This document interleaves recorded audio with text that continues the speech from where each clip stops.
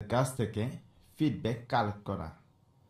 এর জন্য আপনি ফার্স্টে ক্লিক করবেন সেন্ডে ক্লিক করলে এখানে আমরা দেখতে পাচ্ছি আমরা এই ফর্মটা শেয়ার করার জন্য বেশ কিছু অপশনস পেয়েছি।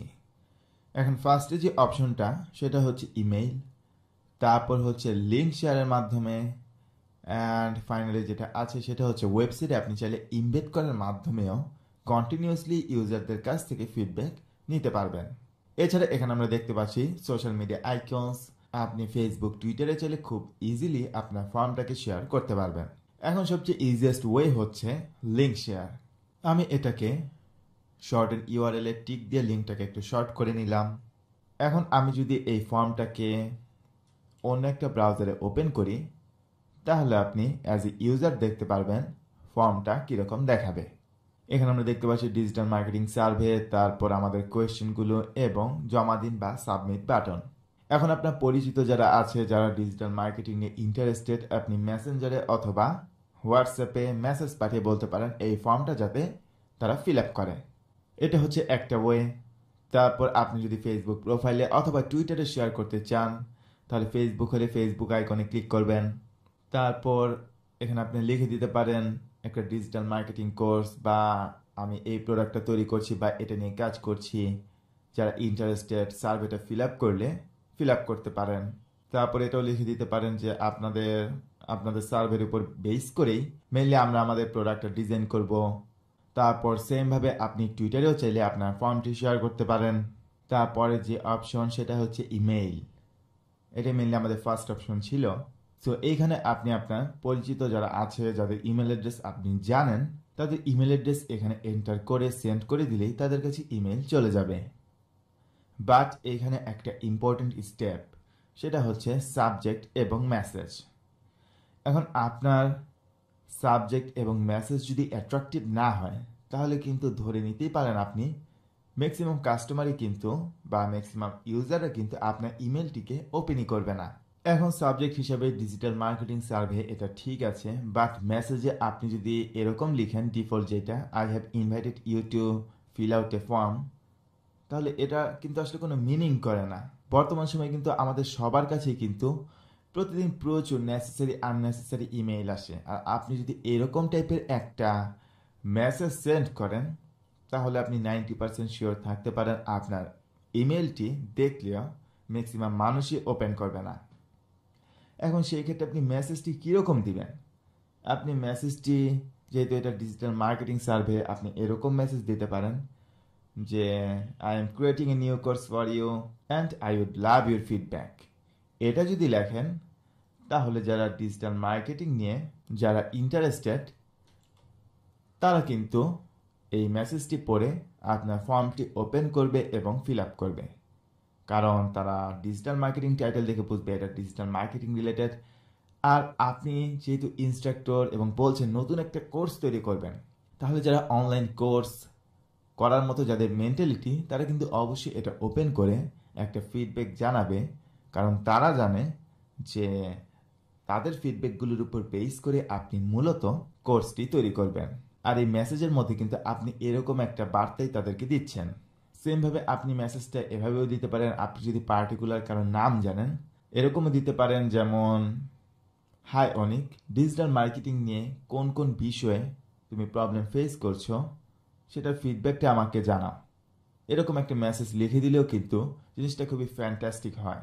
এখন আমি এই অবস্থায় ধরুন আমি চাচ্ছি একটা ইমেল অ্যাড্রেসে ইমেল সেন্ড করতে, কীরকম হবে সেটা দেখার জন্য টেস্টিং পারপাস।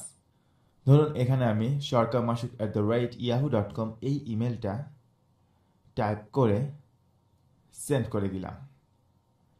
তাহলে আমি আমার ইয়াহু ইমেল চেক করে দেখব যে ইমেলটা আসলে আমার ইউজারদের কাছে কিভাবে শো করবে। দেখুন ডিজিটাল মার্কেটিং সার্ভে, তারপর এখানে আমি দেখতে পাচ্ছি I am creating a new course for you. আমি যদি এটা ওপেন করি তাহলে দেখুন আমার এই মেসেজটা কিন্তু আমি এখানে দেখতে পাচ্ছি, আর এটা হচ্ছে মেনলি আমাদের ফর্মের টাইটেল। এখন আমি ফিল আউট ফর্মে ক্লিক করলে কিন্তু এই ফর্মে এসে পড়ব। সো আশা করি আপনারা বুঝতে পেরেছেন যে কিভাবে আপনারা লিঙ্ক শেয়ারের মাধ্যমে, সোশ্যাল মিডিয়া শেয়ারের মাধ্যমে এবং ইমেল সেন্ড করার মাধ্যমে কাস্টমারদের কাছ থেকে ফিডব্যাক নিতে পারেন। এখন আপনার মনে এরকম একটা কোয়েশ্চেন আসতে পারে যে আমার তো আসলে কাস্টমারদের সাথে কাস্টমারদের ইমেল অ্যাড্রেস ওইভাবে জানা নেই। পরিচিত হয়তো কয়েকজনের জানি, বাট অনেকেরই জানা নেই। সো সেই ক্ষেত্রে আপনি যেই কাজটা করতে পারেন, আপনার যদি লিঙ্কডইন অ্যাকাউন্ট থাকে এবং অনেক কানেকশন থাকে, তাহলে আপনি এটা লিখে সার্চ দিবেন এক্সপোর্ট কানেকশনস ফ্রম লিঙ্কডইন।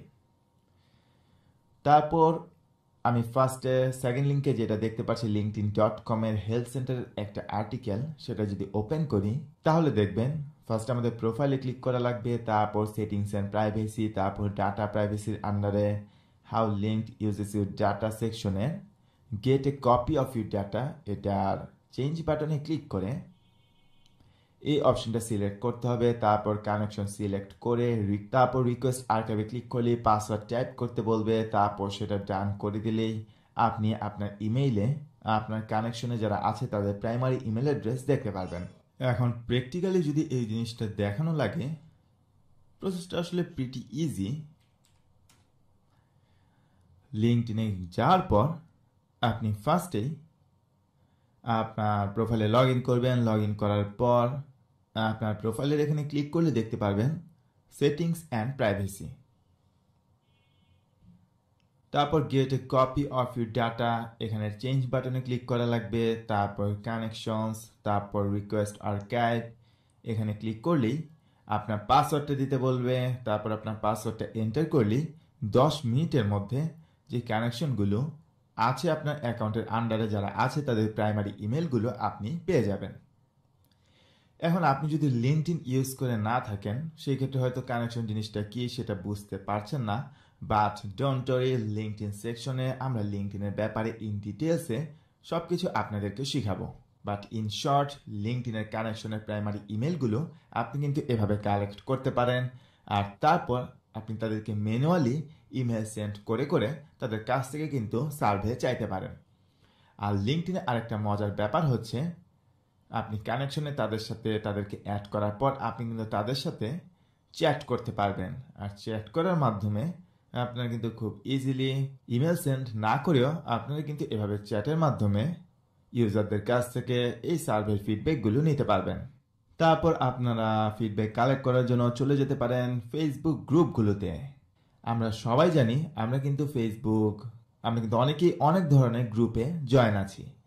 এখন ধরুন আমি নিউট্রিশন নিয়ে কাজ করছি, এখন আমার একটা সার্ভে, আমি স্পেসিফিক একটা সাপ্লিমেন্টের জন্য সার্ভে করতে চাচ্ছি, কার কি সমস্যা, সেই ধরনের সমস্যার উপর বেস করে আমরা মূলত প্রোডাক্ট ফিডব্যাকটা নিয়ে সেইভাবে প্রোডাক্টটা বা সাপ্লিমেন্টটা ধরুন আমরা সেল করব, তাই সেইভাবেই মেনলি আমরা সোর্স করব। এখন সেই ক্ষেত্রে আপনি রিয়েল ইউজারদের কাছ থেকে ফিডব্যাক কিভাবে পাবেন? এর জন্য আপনার যে কিওয়ার্ড নিউট্রিশন, এখানে লিখে সার্চ বক্সে যদি নিউট্রিশন লিখে সার্চ দেন, তারপর গ্রুপসে যদি যান, তাহলে দেখবেন নিউট্রিশন রিলেটেড অনেক অনেক ফেসবুক গ্রুপস কিন্তু আছে।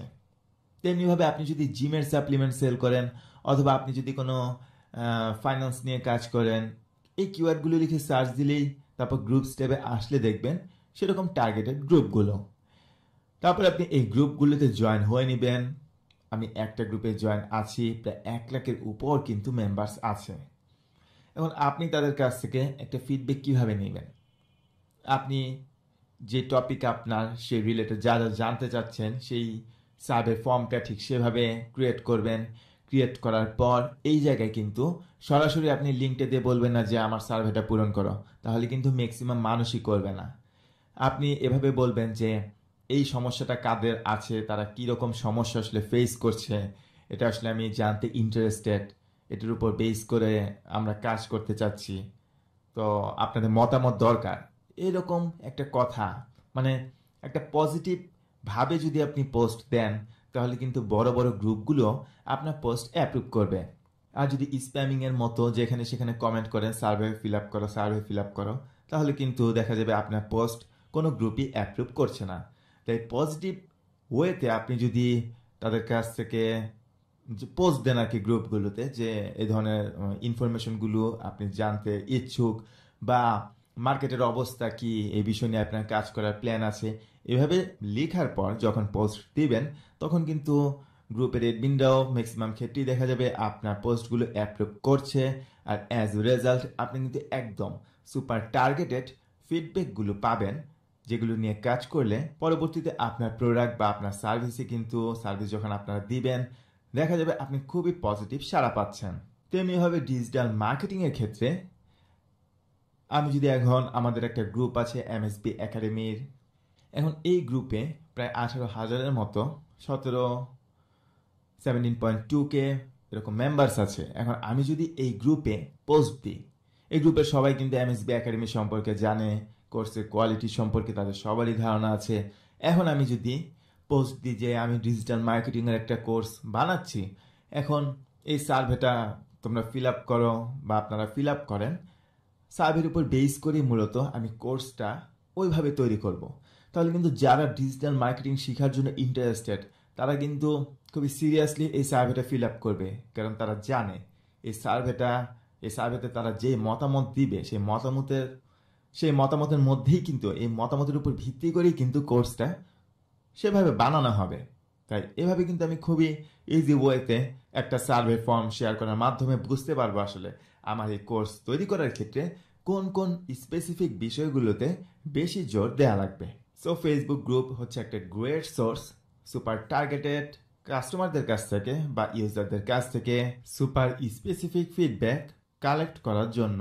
এখন আপনার নিজের প্রোডাক্ট বা সার্ভিসের জন্য অথবা আপনি যদি অন্য কোনো কোম্পানির আন্ডারে কাজ করে থাকেন, সেই ক্ষেত্রেও আপনি যে প্রোডাক্ট বা সার্ভিস নিয়ে কাজ করেন না কেন, মার্কেটে যে এক্সিস্টিং সিস্টেম বা যে প্রোডাক্টগুলো আছে সেগুলোর মধ্যে কি ফল্ট রয়েছে, সেই ফল্টগুলো কিন্তু আপনি এভাবে সুপার স্পেসিফিক কাস্টমারদের কাছ থেকে বা ইউজারদের কাছ থেকে সার্ভে করার মাধ্যমে মেইনলি বুঝতে পারবেন মার্কেটের অবস্থা কি, কোন বিষয়গুলোর মধ্যে আসলে গ্যাপ রয়েছে, আর সেই প্রবলেমগুলো সলভ করার মাধ্যমে কিন্তু আলটিমেটলি আপনি একটা সাকসেসফুল বিজনেস দাঁড় করাতে পারবেন বা ডিজিটাল মার্কেটিং করে সাকসেস পাবেন।